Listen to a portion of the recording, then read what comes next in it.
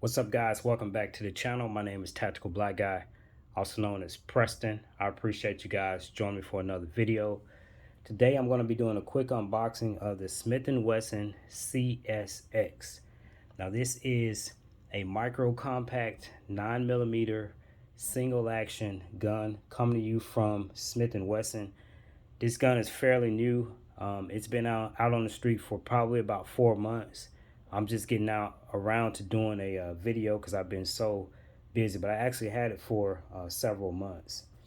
So inside of the cardboard box, you're going to get the gun itself. You get one 10-round magazine, one 12-round magazine, your paperwork, and an additional back strap. I'm going to read off some of the specs from the Smith and Wesson website, and then I'm going to give you just a few thoughts. When I do the full review, I'm going to get into a lot more detail.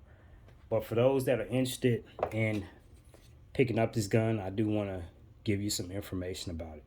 Okay, Smith and Wesson CSX. Like I mentioned, micro compact. This gun is pretty much designed like a 1911.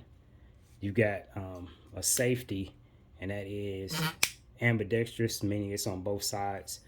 The magazine release can be swapped to the other side, and again you have a 12-round magazine and a 10-round magazine.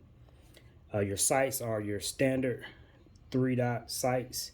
They appear to be pretty good. The frame width is 1.12 inches. That's with the controls. 1.01 without the controls. You got an overall height of 4.6 inches, overall length of 6.1 inches, sight radius of 4.6 inches. I mentioned that the back strap is interchangeable. In the full review, I'll pop this out and show you how to install the other back strap that comes with the gun. You got a magazine weight of 2.4 ounces. That is the 12-round magazine. The weight of this gun is 19.5 ounces. And again, that is with the 12-round magazine inserted. The barrel and the slide are both stainless steel with armonite finish. The slide finish is matte black.